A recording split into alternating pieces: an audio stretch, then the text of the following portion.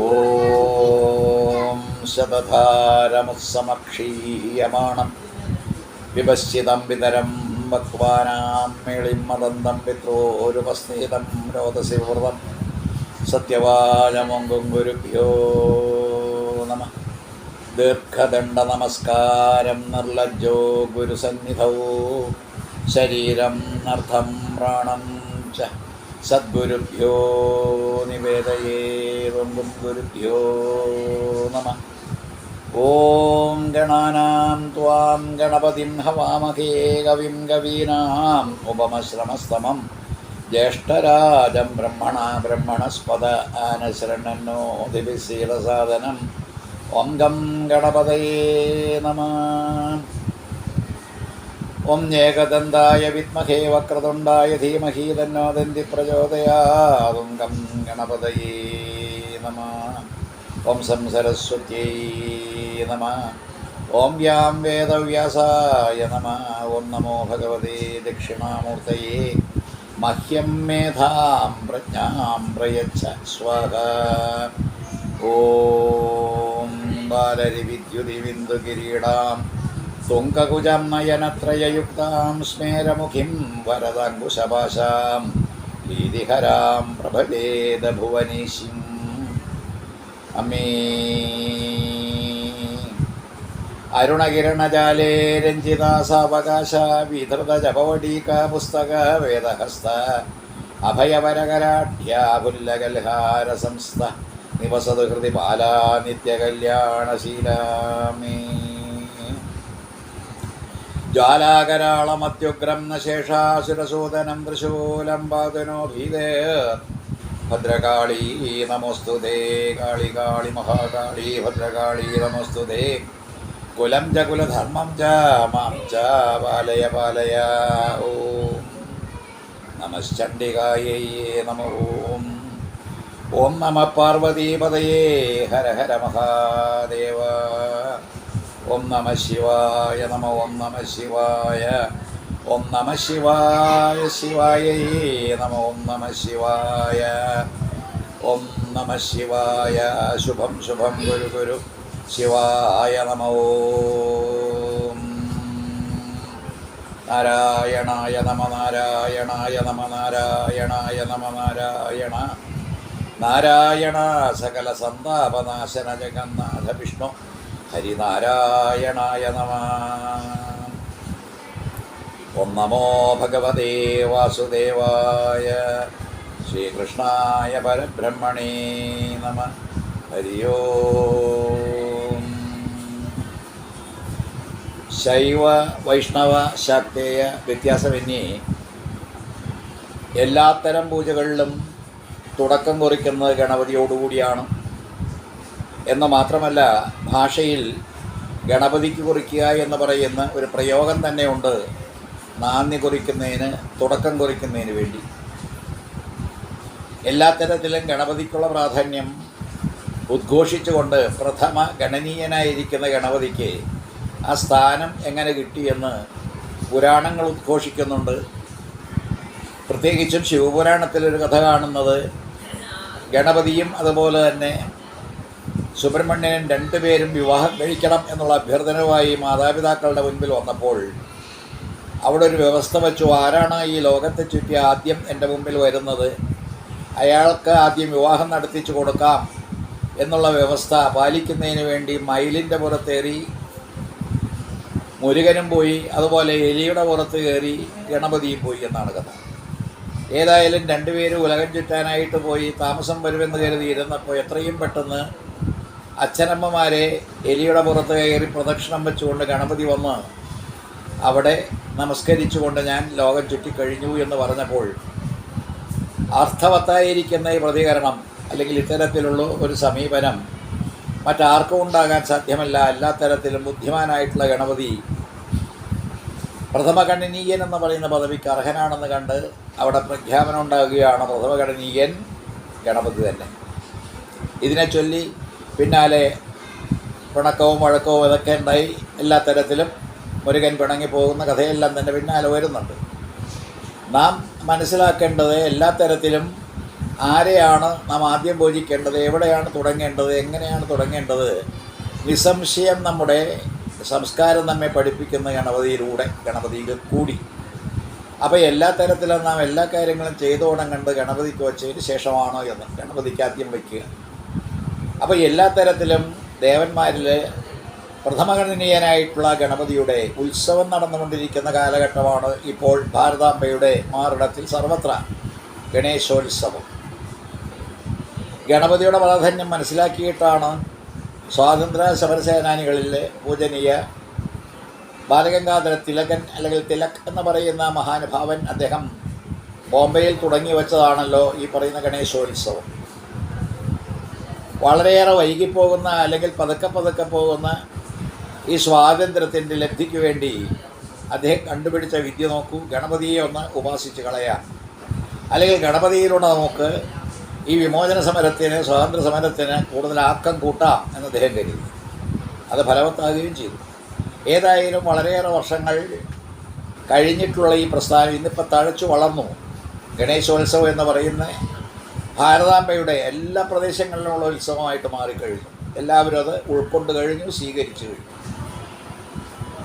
ഇത്തരത്തിലുള്ള ഗണപതിയെ നമ്മൾ പ്രത്യേകിച്ച് മനസ്സിലാക്കേണ്ടതുണ്ട്. ഗണപതി എന്ന് പറയുന്നത് സ്ഥൂലമായിട്ടുള്ളൊരു വിഗ്രഹസ്വരൂപത്തിൽ നമ്മൾ കാണുമ്പോൾ തുമ്പിക്കൈയും ഒടിഞ്ഞ കൊമ്പും അതുപോലെ തന്നെ കുടവയറും ഒക്കെ ആയിട്ടുള്ള ഒരു വിഗ്രഹത്തെയാണ്, ഒരു രൂപത്തെയാണ്, ഒരു ശരീരപ്രകൃതത്തെയാണ് നാം കാണുക. തല വാസ്തവത്തിൽ മാറ്റിവെച്ചതാണെന്ന് ശിവപുരാണം പറയുമ്പോൾ അതിനു മുമ്പ് ഈ ആനയുടെ തലയൊന്നും ഉണ്ടായിരുന്നില്ല എന്ന് നമ്മൾ കാണേണ്ടിയിരിക്കുന്നു. അതുപോലെ തന്നെ ഗജൻ അല്ലെങ്കിൽ ഈ പറഞ്ഞ ആനയുടെ രൂപം കെട്ടിയിട്ട് ഭാര്യാഭർത്താക്കന്മാർ പാർവതീപരമേശ്വരന്മാർ ക്രീഡിച്ചപ്പോൾ ഉണ്ടായി എന്ന് പറയുമ്പോൾ ആനയുടെ രൂപത്തിൽ കുട്ടി ജനിച്ചു എന്നും അനുമാനിക്കാം. ഏതായാലും ഗണപതിയുടെ ഉൽപ്പത്തി പല പുരാണങ്ങളിലും പല രീതികളിൽ കാണുന്നുണ്ട്. അപ്പോൾ ആനയുടെ രൂപത്തിലോ ആനയുടെ മുഖം അല്ലെങ്കിൽ തലയെല്ലാം വെച്ചുകൊണ്ടോ ഉണ്ടായി എന്ന് പറയുന്ന പിൽക്കാല രീതിയും ഇതെല്ലാം തന്നെ കൂട്ടി വായിക്കുമ്പോൾ ഗണപതി എന്ന് പറയുന്ന ഗണങ്ങളുടെ പതി അദ്ദേഹത്തിന് നാം കൽപ്പിക്കുന്ന ഇന്നത്തെ രൂപമല്ല, ജഗത്തിൻ്റെ തന്നെ അടിസ്ഥാനമായിരിക്കുന്നൊരു തത്വം എന്നുകൂടി ഈ ഗണപതിയെ കാണേണ്ടി വരും. എല്ലാത്തിനും തുടക്കം കുറിക്കാനായിട്ട് ഗണപതിയെ വേണമെന്ന് വന്നപ്പോൾ അദ്ദേഹത്തിൻ്റെ പ്രാധാന്യം ഒന്നുകൂടി അരക്കിട്ടുറപ്പിച്ചു. ഇത്തരത്തിലുള്ള ഗണപതിയെ നമുക്ക് അല്പം ഒന്ന് ചിന്തിക്കാം. ഈ സുദിനത്തിൽ എല്ലാവരും ഗണപതിയെ ഉപാസിക്കുന്നുണ്ട്. വിഗ്രഹങ്ങൾ പോക്കുന്നതിന് വേണ്ടി, അങ്ങനെ വിഗ്രഹ നിവാരണത്തിന് വേണ്ടിയിട്ടുള്ള ദേവതയായിട്ടും അദ്ദേഹത്തെ കാണുകയാണ്. ലളിത സഹസ്രനാമ സ്തോത്രത്തിൽ നമ്മൾ വ്യക്തമായിട്ടും ഈ വിഘ്നം പോക്കുന്നതിന് വേണ്ടി അവതരിക്കുന്ന ഗണപതിയെ കാണുന്നത് കാമേശ്വരൻ ആയിരിക്കുന്ന ശിവപെരുമാളെ കാമേശ്വരി ആയിരിക്കുന്ന ലളിതാ പരമേശ്വരി വീക്ഷിച്ചപ്പോൾ ഉണ്ടായി എന്നാണ്. യുദ്ധകോലാഹലങ്ങളുമായി ബാല എന്ന് പറയുന്ന മകളുമുണ്ട്, വാരാഹിയും മാതങ്കിയും എല്ലാം തന്നെ കൂടെയുണ്ട്. നല്ലൊരു പടയോടുകൂടി പണ്ടാസുരനെ ഗ്രഹിക്കാനായിട്ട് പോകുന്ന ലളിതാ പരമേശ്വരിക്ക് ഇടയ്ക്ക് വിഘ്നം വന്നപ്പോൾ ആലസ്യത്തിലാണ്ട് എല്ലാവരും കുഴഞ്ഞു വീണിങ്ങനെ ഇരിക്കുന്ന സമയത്താണ് ദുഃഖാർത്തയായിട്ട് കാമേശ്വരി ലളിതാ പരമേശ്വരി കാമേശ്വരൻ ശ്രീ പരമേശ്വരനെ നോക്കുന്നത്. അതിലൂടെ കാമേശ്വര മുഖാലോക കൽപ്പിത ശ്രീ ഗണേശ്വര മഹാഗണേശ ഭിന്ന വിഘ്നേന്ദ്ര പ്രകർഷിത എന്ന ലളിത സഹസ്രനാമം അത്തരത്തിൽ ഗണേശ്വരനുണ്ടായിരുന്നു. അപ്പോൾ ഏതായാലും വിഘ്ന നിവാരണത്തിന് വേണ്ടിയിട്ടുള്ളൊരു ഇഷ്ടദേവതയായിട്ടും ഏതൊരു സംഗതിയും തുടങ്ങുമ്പോൾ തുടക്കം കുറിക്കുന്നതിന് സ്മരിക്കേണ്ട ഒരു ഇഷ്ടദേവതയായിട്ടും വളരെയേറെ പ്രാധാന്യമറിയിക്കുന്ന ഗണപതിയെയാണ് ഗണേശോത്സവത്തിലൂടെ നമ്മൾ കൊണ്ടാടുന്നത്. അദ്ദേഹത്തിൻ്റെ അനുഗ്രഹം കൊണ്ട് നമുക്ക് നമ്മുടെ സ്വാതന്ത്ര്യം ലഭിച്ചു എന്നുകൂടി ഈ അവസരത്തിൽ നമ്മൾ സ്മരിക്കുക. സിദ്ധിവിനായകനുണ്ട്. എല്ലാ തരത്തിലും സിദ്ധിയും ബുദ്ധിയുമെല്ലാം തന്നെ ഭാര്യമാരായിട്ടുള്ള ഗണപതിയുടെ അനുഗ്രഹം കൊണ്ടേ നമുക്ക് നേട്ടങ്ങൾ കൈവരിക്കാൻ പറ്റൂ എന്നുകൂടി ഈ കഥകളെല്ലാം തന്നെ നമ്മളെ ഓർമ്മിപ്പിക്കുന്നു. ഇവിടെ ഈ വിനായകൻ എന്ന് പറയുന്ന ഗണപതിയുടെ ഉത്സവത്തിൻ്റെ പ്രത്യേകത വളരെ വിലപിടിപ്പുള്ള വിഗ്രഹങ്ങൾ, പ്രതിമകൾ ഇതെല്ലാം തന്നെ ഉണ്ടാക്കി വച്ച് പൂജിച്ച് 10 ദിവസക്കാലമോ അതിലേറെയോ കുറവോ ആ ദിവസങ്ങളെല്ലാം തന്നെ ഉപയോഗിച്ചുകൊണ്ട് പൂജ നടത്തിക്കൊണ്ട് അത് കൊണ്ടുപോയി നിമജ്ജനം ചെയ്യുന്നത് വിസർജൻ എന്ന് പറയുന്ന പ്രക്രിയയിലൂടെ കടലിലാണ്. വളരെ ശ്രദ്ധേയമായിരിക്കുന്ന വിഷയം ഇന്നത്തെ കാലഘട്ടത്തിൽ നമ്മൾ നല്ലപോലെ മനനം ചെയ്യേണ്ടതുണ്ട്. കാരണം എല്ലാവരും നമ്മുടെ സംസ്കാരത്തെ, സനാതന സംസ്കാരത്തെ തുലയട്ടെ എന്നും നശിക്കട്ടെ എന്നും പറഞ്ഞുകൊണ്ടിരിക്കുന്നൊരു കാലഘട്ടമാണ്. സനാതനം എന്ന് പറയുന്ന വാക്ക്, അതിൻ്റെ അർത്ഥതലം അവർക്ക് ഗ്രാഹ്യമല്ലാത്തത് കൊണ്ടാണ് ഇത്തരത്തിൽ അവർ അപഹസിക്കുന്നതും അല്ലെങ്കിൽ ആക്ഷേപിക്കുന്നതും ഇത്തരത്തിലെല്ലാം തന്നെ ആക്രോശിക്കുന്നതും. ഇതെല്ലാം തന്നെ വാസ്തവത്തിൽ അർത്ഥശൂന്യമാണെന്ന് പറയാൻ സനാതനത്വം അതെങ്ങനെയെന്ന് വ്യക്തമാക്കി തരുന്നൊരു ക്രിയ തന്നെയാണ് പൂജിച്ച ഗണേശ വിഗ്രഹത്തെ കടലിൽ നിമജ്ജനം ചെയ്യുന്നത്. അവിടെ വിഗ്രഹം എന്ന് പറയുന്നത് ശരീരം എന്നുള്ള അർത്ഥത്തിൽ തന്നെയാണ്. വിഗ്രഹം ശരീരമാണ്. നമ്മൾ ഉപാസനയ്ക്ക് വേണ്ടി വിഗ്രഹങ്ങൾ മെനഞ്ഞെടുക്കുമ്പോൾ രൂപമുള്ളതും രൂപമില്ലാത്തതും, കണ്ണാടിയുടെ രൂപത്തിൽ കണ്ണാടി ബിംബം എന്ന് പറയുന്നതും ശിവലിംഗം എന്ന് പറയുന്നതും ഇതെല്ലാം തന്നെ ഉണ്ടാക്കി വെച്ച് നമ്മൾ ആരാധിക്കാറുണ്ട്. രൂപങ്ങളില്ലാത്തത് അനവധി രീതിയിൽ നമ്മൾ ഉപാസിക്കാറുണ്ട്. നാഗങ്ങളെയെല്ലാം തന്നെ പ്രത്യേക രീതിയിൽ നമ്മൾ ആചരിക്കുമ്പോഴും അവിടെയും പ്രത്യേക രൂപമില്ലാതെയും അവിടെയും നാഗരാജാവ് നാഗരാജ്ഞി എന്ന് പറയുമ്പോൾ രൂപം കൽപ്പിച്ച് നമ്മൾ ആരാധിക്കാറുണ്ട്. അപ്പോൾ നാക്കും മൂക്കും കണ്ണും എല്ലാം തന്നെ ഉള്ള ആ വിഗ്രഹങ്ങളുടെ സ്ഥാനത്ത് അത്തരത്തിൽ അല്ലാത്ത വിഗ്രഹങ്ങളും ഉപാധികളും നമ്മൾ ഉപയോഗിക്കുന്നുണ്ട് ഉപാസനയ്ക്കായി. ഈ സന്ദർഭത്തിൽ നമ്മൾ ഓർക്കേണ്ടത്, വിഗ്രഹം എന്ന് പറഞ്ഞാൽ ശരീരം നമ്മുടേതാകാം, അല്ലെങ്കിൽ ഈശ്വര സങ്കല്പത്തിൻ്റേതാകാം. അപ്പോൾ ഈശ്വരനൊരു പ്രത്യേക രൂപത്തിലും ഭാവത്തിലും സങ്കല്പിച്ച് ആരാധിക്കുന്നത് ആദ്യത്തെ പടിയായിട്ട് ഹൈന്ദവർ അത് ഉപയോഗിച്ചുകൊണ്ട് ഉപാസിക്കാൻ തുടങ്ങി. നാമജപവും തുടങ്ങി, നാമരൂപങ്ങൾ സംജാതമായി. നാമരൂപങ്ങളോടുകൂടി ധ്യാനക്രമങ്ങളുണ്ടായി. മന്ത്രങ്ങളും തന്ത്രങ്ങളും എല്ലാം തന്നെ നമ്മുടെ സമൂഹത്തിലേക്ക് കടന്നു വന്നു. അങ്ങനെ നാമരൂപങ്ങളെല്ലാം തന്നെ ഉള്ള ആ രീതി വിട്ടിട്ട് നാമരൂപങ്ങളില്ലാത്ത ഭാവത്തിലേക്ക് നാം കടക്കണമെന്നുള്ള നിർദ്ദേശമാണ് ഈ വിഗ്രഹ വിസർജൻ എന്ന് പറയുന്ന രീതിയിൽ നാം കണ്ടെത്തുന്നത്. നമ്മളെല്ലാവരും തന്നെ ഉപേക്ഷിക്കേണ്ടത് എന്ത് എന്ന് പഠിപ്പിക്കുകയാണ്. നാം എല്ലാവരും തന്നെ ശരീരത്തെ ഉപേക്ഷിക്കാൻ ബാധ്യസ്ഥരാണ്. ശരീരത്തെ നമ്മൾ എടുത്തവരായതുകൊണ്ട്, നമ്മളെല്ലാവരും ഉടലെടുത്തവരായതുകൊണ്ട് ആ ഉടൽ ഉപേക്ഷിക്കാൻ നമ്മൾ ബാധ്യസ്ഥരാണ്. ശരീരം എടുത്തു ഓരോരുത്തരും, എന്നിട്ട് പ്രവർത്തിക്കുന്നു ഈ പ്രപഞ്ചത്തിൽ. അങ്ങനെ പ്രവർത്തിച്ചു പോരുന്ന നമുക്ക് എല്ലാവർക്കും തന്നെ ഈ ശരീരം ഉപയോഗിക്കാനുള്ള അവകാശമുണ്ട്. ആ ഉപയോഗിക്കലാണ് ധർമ്മം. ശരീരത്തെ ഏത് രീതിയിൽ ഉപയോഗിക്കണമെന്നുള്ളത് ധർമ്മത്തിൻ്റെ പ്രത്യേകതയാണ്. നല്ല കാര്യങ്ങൾക്ക് വേണ്ടി ബഹുജന സുഖായ ബഹുജനഹിതായ, അങ്ങനെ എല്ലാവർക്കും നന്മ വരട്ടെ എന്ന് കരുതിക്കൊണ്ട് സംസ്കൃത ചിത്തന്മാരായിട്ടുള്ള മനുഷ്യർ ശരീരത്തെ ഉപയോഗിക്കാൻ തുടങ്ങി. അതുകൊണ്ട് ശരീരം എന്ന് പറയുന്ന വിഗ്രഹം ധർമ്മത്തിന് വേണ്ടിയിട്ടുള്ളതാണ് എന്ന്. അപ്പോൾ ഈ ശരീരം നമുക്ക് കിട്ടിയത് ധർമ്മത്തിന് വേണ്ടിയിട്ടാണെങ്കിൽ നമ്മൾ ധർമ്മമെന്ന് പറയുന്ന ഈശ്വരീയമായിട്ടുള്ള ചിന്താഗതികൾക്കെല്ലാം തന്നെ ഉതകുന്ന രീതിയിൽ ശരീരത്തെ ഉപയോഗിച്ച് മുന്നോട്ട് പോകുമ്പോൾ നേടേണ്ടതായിട്ടുള്ള കാര്യങ്ങൾ നേടിക്കഴിഞ്ഞാൽ, കിട്ടേണ്ടത് മുഴുവൻ നമുക്ക് ലഭ്യമായി കഴിഞ്ഞാൽ പിന്നെ അതിനെ ഉപേക്ഷിച്ച് മതിയാവൂ.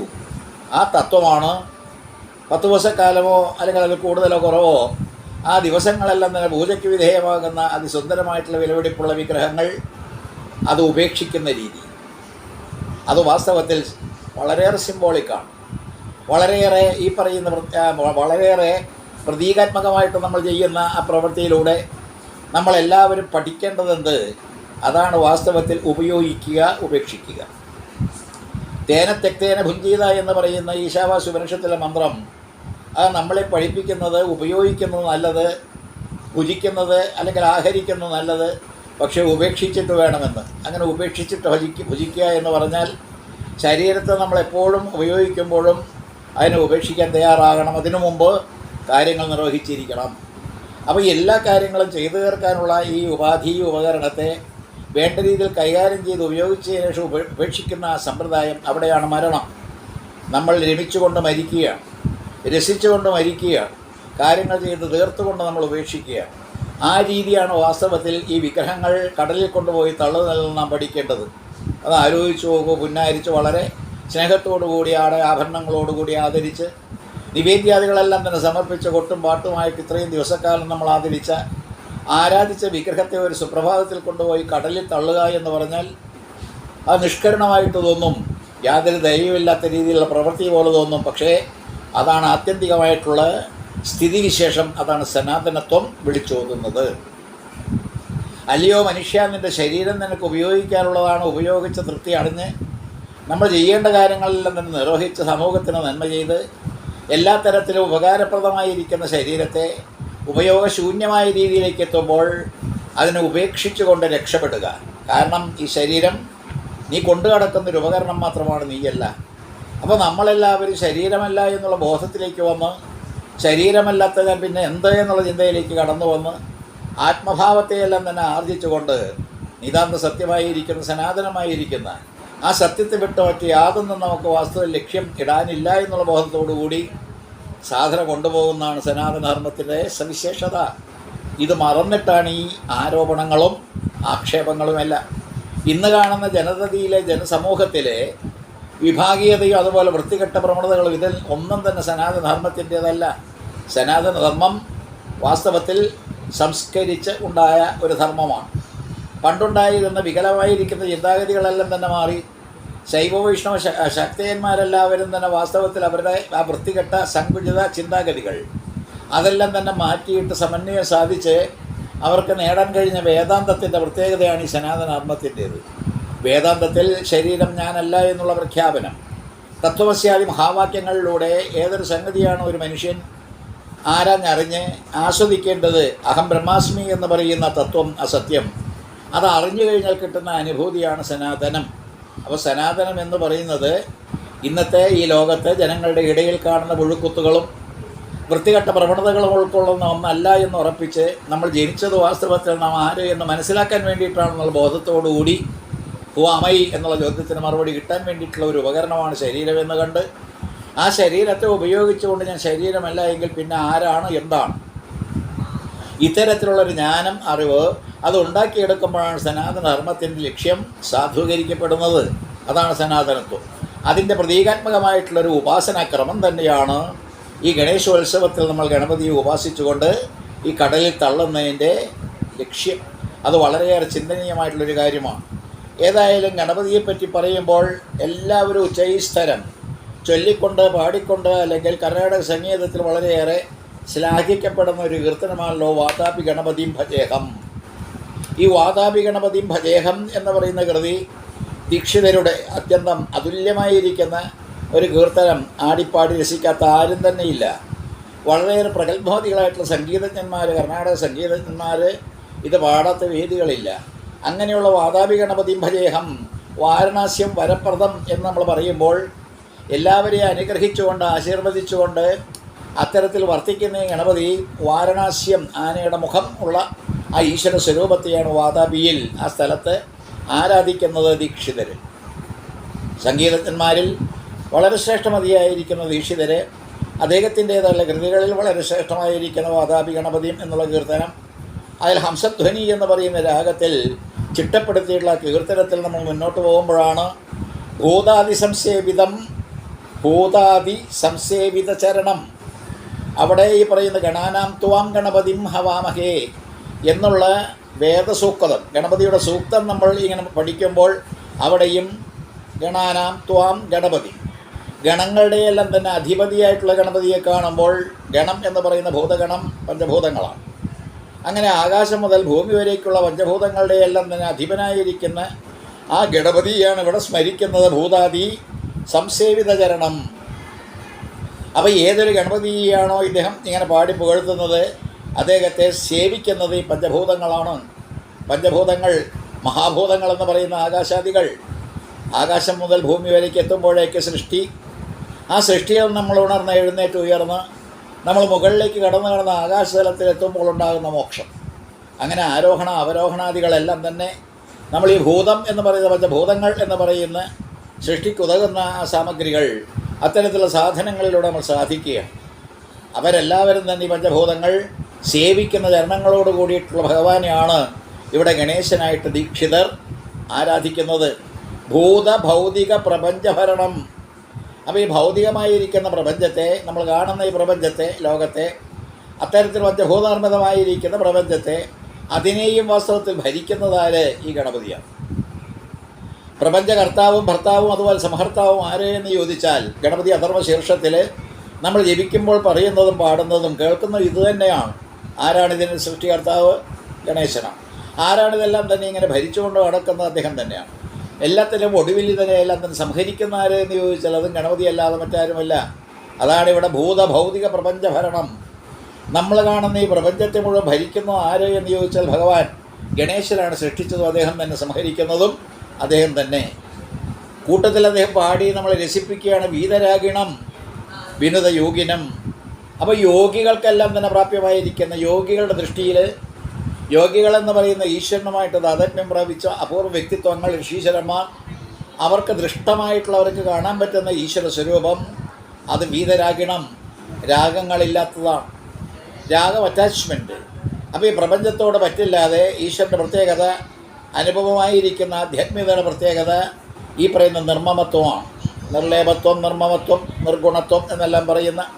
അപ്പോൾ വീതരാഗിണമായിട്ട് രാഗങ്ങളൊന്നുമില്ലാത്ത, അനുരാഗമില്ലാത്ത, പ്രപഞ്ചത്തോട് പ്രതിപത്തിയില്ലാത്ത, ആസക്തിയില്ലാത്ത, എല്ലാ തരത്തിലെ യോഗിമാർ ഇങ്ങനെ നിത്യം കണ്ടുകൊണ്ടിരിക്കുന്ന ഈശ്വര സ്വരൂപം വിശ്വകാരണം, വിഘ്നവാരണം. അപ്പോൾ ഈ വിശ്വത്തിന് കാരണം എന്ത്, അല്ലെങ്കിൽ വിശ്വം, ഈ ലോകം എങ്ങനെ ഉണ്ടായി എന്ന് ചോദിച്ചാൽ കാരണക്കാരൻ ഗണപതിയാണ്. വിഘ്നങ്ങളെല്ലാം തന്നെ നിവാരണം ചെയ്യുന്നതും ഈ ഭഗവാൻ തന്നെയാണ്. അപ്പോൾ ആദ്യത്തെ ഈ പല്ലവിയും അനുപല്ലവിയും കഴിഞ്ഞു കഴിയുമ്പോൾ നമുക്ക് വ്യക്തമായിട്ടൊരു ധാരണ ഈ പറയുന്ന ഗണേശനെ പറ്റി ഉണ്ടാകുന്നു. നമ്മൾ വിചാരിക്കുന്ന പോലെ കന്നിമൂലയിൽ അവിടെ ഇങ്ങനെ അടങ്ങി ഒതുങ്ങി അവിടെ പ്രതിഷ്ഠിതമായിരിക്കുന്ന ഒരു ഈശ്വര സ്വരൂപം, അല്ലെങ്കിൽ അത്തരത്തിലുള്ള ഒരു ചെറിയ ഈശ്വര സങ്കല്പമാണ് ഗണപതി എന്ന് നമ്മൾ ധരിക്കരുത്. സാക്ഷാൽ ബ്രഹ്മം ആരെയെന്ന് ചോദിച്ചാൽ അത് ഈ പറയുന്ന ഗണപതിയാണ്.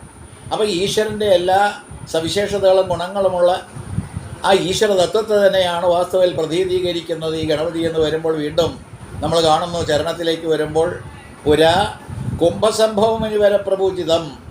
അഗസ്ത്യരെന്ന് പറയുന്ന ശ്രീവിദ്യാ സമ്പ്രദായത്തിലെ ഉത്കൃഷ്ടനായ, അല്ലെങ്കിൽ അതിൽ അങ്ങേയറ്റത്തെ പദവി അലങ്കരിക്കുന്ന സിദ്ധന്മാരിൽ ഏറ്റവും ശ്രേഷ്ഠനായ കുംഭസംഭവൻ അഗസ്ത്യർ. അദ്ദേഹം പൂജിക്കുന്നത്, പണ്ട് പൂജിച്ചത് ഈ ഗണപതിയാണ്. അപ്പോൾ ഗണപതിയെ ഉപാസിച്ചുകൊണ്ട് സിദ്ധി കൈവരിച്ച അഷ്ടാദശ സിദ്ധന്മാരിൽ ഒരാളായിരിക്കുന്ന കുംഭസംഭവൻ, കുംഭോത്ഭവൻ എന്നെല്ലാം പറയുന്ന അഗസ്ത്യമുനി സേവിച്ചു. അതുപോലെ ത്രികോണമധ്യഗതം അടുത്ത പ്രയോഗമാണ്. ത്രികോണമധ്യഗതം എന്ന് പറയുമ്പോൾ ത്രികോണത്തിൻ്റെ നടുവിലുള്ള ബിന്ദുവായിട്ട്, ത്രികോണ ബിന്ദു എന്ന് പറയുമ്പോൾ ബിന്ദു ത്രികോണം എന്നുള്ള പ്രയോഗത്തിലൂടെ നമ്മൾ കാണുന്നത് ശ്രീചക്രത്തിൻ്റെ ഏറ്റവും കേന്ദ്രസ്ഥാനമായിട്ടാണ്. അപ്പോൾ ശ്രീചക്രത്തിൻ്റെ കേന്ദ്രസ്ഥാനമായിരിക്കുന്ന ത്രികോണം, ബിന്ദു ത്രികോണം, അവിടെ ഈശ്വരിയുടെ, സാക്ഷാൽ ജഗതീശ്വരിയുടെ പ്രപഞ്ച സൃഷ്ടിക്കും മറ്റും കാരണക്കാരിയായിട്ടുള്ള ആ പ്രകൃതിയുടെ പ്രത്യേകതയെല്ലാം തന്നെ മുറ്റിയേൽക്കുന്നൊരു സങ്കേതമാണ് ശ്രീചക്രത്തിൻ്റെ ബിന്ദു ത്രികോണം. അവിടെ നോക്കിയാൽ ഇദ്ദേഹത്തെ കാണാം. ഇവിടെ പറയുന്നു ത്രികോണ മധ്യഗതം. അപ്പോൾ ത്രികോണം എന്ന് പറയുന്നത് സൃഷ്ടിസ്ഥിതി സംഹാരം എന്ന് പറയുന്ന ത്രിപുടികളുടെ എല്ലാം തന്നെ പ്രതീകമാണ്. ഇന്നലെയും ഇന്നും നാളെയുമായിട്ട് കിടക്കുന്ന ഈ കാലത്തിൻ്റെ വൈഭവം, അല്ലെങ്കിൽ ജാഗ്രസ്വപ്ന സുഷുപ്തി എന്ന് പറയുന്ന അവസ്ഥാത്രയത്തിൻ്റെ എല്ലാ പ്രത്യേകതകളും നിറഞ്ഞു നിൽക്കുന്ന ഈ പ്രപഞ്ചത്തിൻ്റെ എല്ലാ സവിശേഷതകളും ഉൾക്കൊള്ളുന്ന ശ്രീചക്രത്തിൻ്റെ മധ്യഭാഗം, കേന്ദ്രഭാഗം, അത്തരത്തിലുള്ള സങ്കേതത്തിൽ ഇരിക്കുന്ന ആരാണെന്ന് ചോദിച്ചാൽ ത്രികോണ മധ്യഗതം ഗണപതിയാണ്. ആലോചിച്ച് നോക്കൂ. പലപ്പോഴും നമ്മൾ ചിന്തിക്കേണ്ട ഒരു പ്രധാനപ്പെട്ട സംഗതി, നമ്മളെ ഈ ശരീരമെടുത്തിങ്ങനെ പോന്നപ്പോൾ നമ്മുടെ നട്ടെല്ലിൻ്റെ ചുവട്ടിൽ ഈ പറയുന്ന ഏറ്റവും താഴത്ത് ജനേന്ദ്രിയത്തിനും കുതത്തിനും ഇടയ്ക്കായിട്ടുള്ള സങ്കേതവും നമ്മൾ യോഗനിഷ്ഠന്മാർ അല്ലെങ്കിൽ ഈ തപസ്വികൾ കണ്ടുപിടിച്ചുള്ളൊരു വിദ്യയിൽ അവിടെ നിന്ന് തുടങ്ങുകയാണ് ഈശ്വര സാക്ഷാത്കാരത്തിനുള്ള യാത്ര.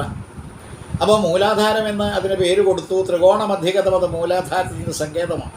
ത്രികോണ മധ്യഗതം ആ സങ്കേതം മൂലാധാരമാണ്. ജനേന്ദ്രിയത്തിനും കുതത്തിനും ഇടയ്ക്കുള്ള ഈ സങ്കേതം, അവിടെ നിന്ന് നമ്മൾ ഉണർന്ന് എഴുന്നേൽക്കണമെന്നാണ് ഋഷീശ്വരന്മാർ നമ്മെ പഠിപ്പിക്കുന്നത്. ഉത്തിഷ്ഠത ജാഗ്രത പ്രാപ്യ വരാന്യ ബോധത എന്ന് പറയുന്നത് ഉറങ്ങിക്കിടക്കുന്ന ഒരു മനുഷ്യനെ തട്ടി ഉണർത്തി അങ്ങനെ മുന്നോട്ട് പോകാൻ പ്രേരിപ്പിക്കുന്നത് മാത്രമല്ല, അതിനേക്കാൾ ഏതൊരു വ്യക്തിയുടെയും ഉള്ളിൽ ഉറങ്ങിക്കിടക്കുന്ന ഒരു ഭാഗമുണ്ട്. ഉറങ്ങിക്കിടക്കുന്ന കുണ്ടലിനി സവിശേഷ ശക്തിയെ, ഏറ്റവും ശക്തമായിരിക്കുന്ന കുണ്ടലിനി എന്ന് പറയുന്ന സർഗ വൈഭവത്തെ അത് ഉണർത്തണം. അത് വാസ്തവത്തിൽ ഇങ്ങനെ കിടന്നാൽ കാര്യമില്ല. പ്രാപഞ്ചികത മാത്രം ഇങ്ങനെ അനുഭവിച്ച് ആസ്വദിച്ച് കഴിഞ്ഞ് കൂടുന്നതിനേക്കാൾ അവിടെ നിന്ന് പതുക്കെ ഉണർന്ന് എഴുന്നേറ്റ് മുകളിലേക്ക് കിടക്കണം. അതാണ് ഉത്തിഷ്ഠത ജാഗ്രത പ്രാപ്യവരാന്യബോധത. അങ്ങനെ കിടന്നുറങ്ങാൻ ആലസ്യത്തിൽ ആണ്ടുകൊണ്ട് കിടന്ന് അമൃതാനുഭൂതി അവിടെ കിട്ടുന്നതുകൊണ്ട് ഒട്ടും തന്നെ വളരാതെ ഉയരാതെ ഉണരാതെ മൂന്നര ചുറ്റായിട്ട് കിടക്കുന്ന കുണ്ടലിനി സർപ്പസവിശേഷത്തിൻ്റെ അതിൻ്റെ ആ ചുരുണ്ട് കിടക്കുന്ന ഭാഗത്ത് ഇങ്ങനെ എല്ലാ തരത്തിലും ആവരണം ചെയ്യപ്പെട്ടിരിക്കുന്ന ജീവൻ്റെ ഗതിയെപ്പറ്റിയാണ് ഇവിടെ പറയുന്നത്. അവിടെ നിന്ന് വാസ്തവത്തിൽ ഉത്തിഷ്ഠത ജാഗ്രത പ്രാപ്യ വരാന്യബോധത എന്ന് പറയുന്ന ജീവനോടുള്ള ആഹ്വാനമാണ്. അവിടെ വാസ്തവത്തിൽ ആരെയെന്ന് ചോദിച്ചാൽ ഭഗവതി മാത്രമല്ല, അവിടെ ഈ ഗണേശനെയും കാണാം.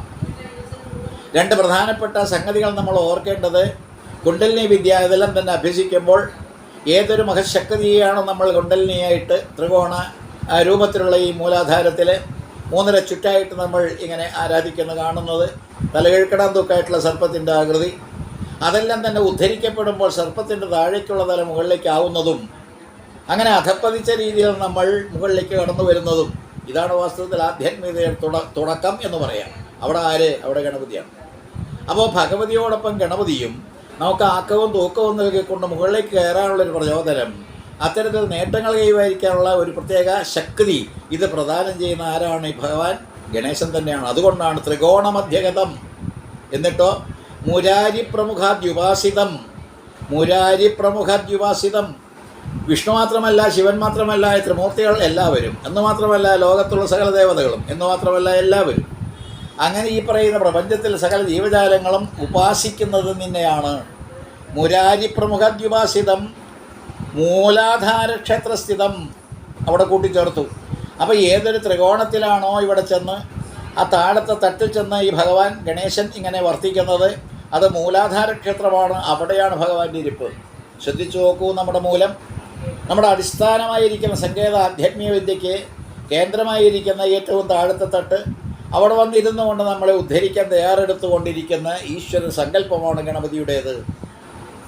അപ്പോൾ ഗണപതിയെ ഉപാസിക്കുന്നത് കർമ്മങ്ങൾക്ക് നാന്ദി കുറിക്കുന്ന രീതിയിൽ മാത്രമല്ല, ഏതെങ്കിലും ഒരു പ്രവർത്തനത്തിന് തുടക്കം കുറിക്കുന്ന രീതി മാത്രമല്ല, നമ്മൾ ഈ ശരീരത്തെ പേറിക്കൊണ്ട് നടക്കുന്ന നമ്മളെല്ലാവരും ഏറ്റവും താഴത്തെ അധപ്പതിച്ച രീതിയിൽ കിടക്കാതെ നമ്മുടെ സംസ്കാര സമ്പന്നമായിട്ടുള്ള ഉയർച്ച, ആധ്യാത്മികമായിട്ടുള്ള നേട്ടങ്ങൾ കൈവരിക്കാനുള്ള ഉണർവ് അത് ഉണ്ടാക്കിത്തരാനുള്ള ദേവത കൂടിയാണ് ഗണപതി. അല്ലെങ്കിൽ മൂലാധാരത്തിൽ പോയി കിടക്കേണ്ട കാര്യമില്ല. ത്രികോണ രൂപത്തിലുള്ള പ്രദേശത്തെ അവിടുത്തെ ബിന്ദുവിൽ ചെന്ന് അവിടെ വർത്തിക്കേണ്ടതില്ല. ഒന്ന് ആലോചിച്ച് നോക്കൂ. വളരെ ഗംഭീരമായിരിക്കുന്ന ഗണപതിയുടെ ആസ്ഥാനവും സ്ഥാനവും, ആ ഗണപതിയുടെ സവിശേഷമായിരിക്കുന്ന വൈഭവവും, ത്രികോണമധ്യഗതനായിരിക്കുന്ന മുരാരി പ്രമുഖദ്യുപാസിതം, ദേവന്മാരെല്ലാവരും ഉപാസിക്കുന്ന മൂലാധാര ക്ഷേത്രസ്ഥിതം, മൂലാധാരം എന്ന് പറയുന്ന ഈ ത്രികോണത്തിൽ വർത്തിക്കുന്നവൻ. വളരെയേറെ ശ്രദ്ധേയമായിരിക്കുന്ന ശ്രീവിദ്യാ സമ്പ്രദായത്തിലെ ആദ്യത്തെ പടി തന്നെയാണ് മൂലാധാരം. ശ്രീചക്രത്തിൽ നമ്മൾ കാണുന്ന ബിന്ദു ത്രികോണം, അതാണ് കേന്ദ്രമായിട്ടുള്ള നടുവിൽ കാണുന്നത്. അവിടെ നിന്നുള്ള ഉണർവ് ഉയർച്ചയും മുകളിലേക്കുള്ള കയറ്റവും അത് സാധിക്കാൻ വേണ്ടിയിട്ടുള്ള താങ്ങും തണലും ഈ ഗണപതി തന്നെ. മുരാരി പ്രമുഖാദ്യുപാസിതം മൂലാധാര ക്ഷേത്രസ്ഥിതം എന്ന് പറഞ്ഞിട്ട് പരാതിചത്വാരി വാഗാത്മകം, വാക്കുകളെല്ലാം തന്നെ ഉത്ഭവിക്കുന്നുണ്ട്, നമുക്ക് കേൾക്കാൻ കഴിയുന്നുണ്ട്, പറയാൻ കഴിയുന്നുണ്ട്, എഴുതാൻ കഴിയുന്നുണ്ട്.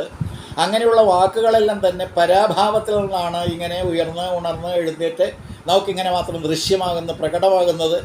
അങ്ങനെ പരാഭാവത്തിൽ നിന്ന് പരാപശ്യന്തി മധ്യമ വൈഖരി എന്ന് പറയുന്ന 4 ഭാഗങ്ങളിലൂടെ കടന്നു വരുന്നതും ഈ ഗണേശൻ്റെ കഴിവും മിഴിവുമാണ് എന്ന്. പരാതി ചത്വാരി വാഗാത്മകം. അപ്പോൾ ഈ അക്ഷരങ്ങളിൽ അന്തർഭവിച്ചുകൊണ്ട് അക്ഷരങ്ങളെല്ലാം തന്നെ നമുക്ക് അജ്ഞാതമായിട്ട് അറിയാൻ പറ്റാത്ത രീതിയിൽ ഇങ്ങനെ സ്ലീപ്പിംഗ് അല്ലെങ്കിൽ വളരെ ഡോർമെൻ്റായിട്ട് സുപ്തമായിരിക്കുന്നൊരവസ്ഥയിൽ നിന്ന് ഉണർന്ന് പതുക്കെ മുകളിലേക്ക് വരുമ്പോൾ, പരായി എന്ന് പറയുമ്പോൾ കുതിർന്നിരിക്കുന്ന വിത്തിൻ്റെ രൂപത്തിലെന്നാണ് വ്യാഖ്യാനം. അത് പശ്യന്തിയാവുമ്പോൾ 2 ഇതളുകൾ പുറത്തേക്ക് പൊട്ടിപ്പോന്ന ആ അവസ്ഥയാണെന്നാണ് രണ്ടാമത്. അങ്ങനെ പരാപശ്യന്തി മധ്യമ വൈഖരി എന്ന് പറയുന്ന വാക്കുകളുടെ ആ 4 ഭാവങ്ങൾ ഇതെല്ലാം തന്നെ വാസ്തവത്തിൽ ഉൾക്കൊള്ളുന്നത് ഗണേശനെയാണ്. അവിടെയും ഈ പറയുന്ന 4 വാക്കുകൾക്ക് അടിസ്ഥാനമായിരിക്കുന്ന ഭാവങ്ങൾ ഇതെല്ലാം തന്നെ ഇദ്ദേഹത്തിൻ്റേതാണെന്ന് പറയുമ്പോൾ അക്ഷരം ബ്രഹ്മമായി. അക്ഷരങ്ങളെല്ലാം തന്നെ എവിടെ നിന്ന് ഇങ്ങനെ പുറപ്പെടുന്നു, നാദമെല്ലാം തന്നെ എവിടെ നിന്നുണ്ടാകുന്നു, ഈ നാദമെല്ലാം അക്ഷരങ്ങളായിട്ട് എങ്ങനെ മാറുന്നു, അവിടെ ശബ്ദിക്കുന്ന നമ്മൾ പറയുന്ന വാക്കുകളായിട്ട് എങ്ങനെ തീരുന്നു, അതെല്ലാം തന്നെ വാസ്തവത്തിൽ ഗണേശൻ തന്നെ, ഗണേശനിലൂടെ തന്നെ. നമ്മൾ പലപ്പോഴും ലളിതാ സഹസ്രനാമത്തിലെ പല മന്ത്രങ്ങളും നമ്മൾ പഠിക്കുമ്പോൾ വാക്കുകൾക്ക് വളരെയേറെ പ്രാധാന്യമുണ്ട്. ശ്രീമദ് വാഗ്ഭവകൂടൈക സ്വരൂപ മുഖപങ്കജ എന്നാണ് മുഖത്തെപ്പറ്റി പറഞ്ഞത്. താഴത്തേക്ക് പോകുമ്പോഴാണ് മധ്യകൂടവും ശക്തികൂടവും. അക്കൂട്ടത്തിൽ നട്ടെല്ലിൻ്റെ ചുവട്ടിൽ നമ്മൾ കാണുന്ന മൂലാധാര സ്ഥാനത്ത് അവിടെ പരാഭാവത്തിൽ ഒളിഞ്ഞു കിടക്കുകയാണ് ഈ പറയുന്ന അക്ഷരബ്രഹ്മം. അക്ഷരബ്രഹ്മം എന്ന് പറഞ്ഞാൽ ക്ഷരമല്ലാത്ത നശിക്കാത്ത ബ്രഹ്മമാണ്. അക്ഷരങ്ങൾക്ക് മാത്രമേ നാശമില്ലാതെയുള്ളൂ. ആ മുതൽ ക്ഷാവരയ്ക്കുള്ള അക്ഷരങ്ങൾ എവിടെ നിന്ന് പോന്നു എന്ന് ചോദിച്ചാൽ ഓങ്കാരത്തിൽ നിന്നാണ് ഉത്ഭവം. അപ്പോൾ ഓങ്കാരം എന്ന് പറയുന്ന പ്രണവം അതൊരിക്കലും നശിക്കാത്തതാണ് നാദം. അതിൽ നിന്നാണ് ഈ പ്രപഞ്ചത്തിൻ്റെ ഉൽപ്പത്തി എന്നുകൂടി. അപ്പോൾ എല്ലാ തരത്തിലും നമ്മൾ ചിന്തിക്കുമ്പോൾ ഈ നാദം എന്ന് പറയുന്ന ഓങ്കാരം, അക്ഷരബ്രഹ്മം എന്ന് പറയുന്ന ഓങ്കാരം, എല്ലാ അക്ഷരങ്ങൾക്കും വാക്കുകൾക്കും എല്ലാത്തിനും അടിസ്ഥാനമായിരിക്കുന്ന പ്രണവം, അതെല്ലാം ചെന്ന് കുടികൊള്ളുന്ന കുണ്ടലിനി ഭാവത്തിൽ മൂലാധാരസ്ഥയായിട്ട് ആ ദേവിയുടെ ഭാവത്തിൽ തല ഇഴക്കടാന്തൊക്കായിട്ട് കിടക്കുന്ന അവിടെ എല്ലാം തന്നെ ഗണപതിയുടെ വിലാസം കാണാം. ആ ഗണപതിയുടെ വിലാസം വീണ്ടും പറയുകയാണ്. പ്രണവസ്വരൂപ വക്രതുണ്ട, അവിടെ എല്ലാം തന്നെ അന്തർഭവിച്ചു. അക്ഷരങ്ങളെ അപ്പാടെ നമ്മളെടുത്ത് പരിശോധിക്കുമ്പോൾ ആ മുതൽ ക്ഷാവരയ്ക്കുള്ള അക്ഷരങ്ങൾ എവിടെ നിന്ന് ഉത്ഭവിച്ചു എന്ന് ചോദിച്ചാൽ ഓങ്കാരമാണ് അടിസ്ഥാനം, നാദമാണ് അതിനെല്ലാത്തിനും അടിസ്ഥാനം. ആ ഓങ്കാരം ആരുടെ സ്വരൂപം എന്ന് ചോദിച്ചാൽ ഗണേശൻ്റെ സ്വരൂപമെന്ന്. ഇവിടെ നമ്മൾ അധിക നേരം ഇരുന്ന് ചിന്തിച്ച് മനനം ചെയ്ത് ഉറപ്പിക്കേണ്ട ഒരു സംഗതിയുണ്ട്. ഹിന്ദുവിനെ, സനാതന ധർമ്മിയെ സംബന്ധിച്ചിടത്തോളം ഈശ്വരൻ പ്രണവം തന്നെയാണ്. പ്രതിമ വെച്ച് പൂജിക്കുമ്പോഴും വിഗ്രഹങ്ങൾ വെച്ച് പൂജിക്കുമ്പോഴും അയാൾ മറന്നുപോകാൻ പാടില്ലാത്ത ഈ സ്ഥിതിവിശേഷം ഓങ്കാരമാണ് ഈശ്വരൻ, പ്രണവമാണ് ഈശ്വരൻ, നാദം ബ്രഹ്മമാണത് എന്നുള്ളത് കണ്ടുപിടിക്കാൻ വേണ്ടിയിട്ട് വിഗ്രഹങ്ങളെ മെനഞ്ഞെടുത്ത ഉപാസിച്ചു എന്ന് മാത്രമേ ഉള്ളൂ. വിഗ്രഹങ്ങളെ കെട്ടിപ്പിടിച്ചുകൊണ്ട് മരിക്കുന്നവരേക്ക് ആ കെട്ടിപ്പിടിച്ച് അതിന് വിടാതിരിക്കുന്ന ഒരവസ്ഥ സനാതന ധർമ്മത്തിൻ്റേതല്ല. അപ്പോൾ വിഗ്രഹങ്ങൾ ഉപാസനയ്ക്ക് വേണ്ടി നാം ആദ്യം സ്വീകരിച്ചാൽ പോലും പിന്നാലെ അതെല്ലാം തന്നെ ഉപേക്ഷിക്കണമെന്ന് കൂടി അവിടെ ധ്വനിക്കുന്നു. ഇതാണ് ഈ ഗണേശോത്സവത്തിൽ നമ്മൾ കാണുന്നത്. 10 ദിവസക്കാലം വച്ച് ആരാധിച്ച് കിട്ടേണ്ടത് കിട്ടിക്കഴിഞ്ഞാൽ ഉപേക്ഷിക്കാം. ഇപ്പോൾ കിട്ടിയിട്ടാണോ ഉപേക്ഷിക്കുന്നതെന്ന് ചോദിച്ചാൽ അത് പറയാൻ നിവൃത്തിയില്ല. കാരണം എന്താ, വ്യക്തികളെല്ലാവരും തന്നെ ഉത്സവം കോലാഹലമായിട്ട് ഇത് കൊണ്ടാടുന്നൊരു കാലഘട്ടമാണ്. അപ്പോൾ എല്ലാ തരത്തിലും വിഗ്രഹം എന്ന് പറയുന്ന ശരീരം നമ്മുടെ ശരീരത്തിൻ്റെ തത്തുല്യമാണ്.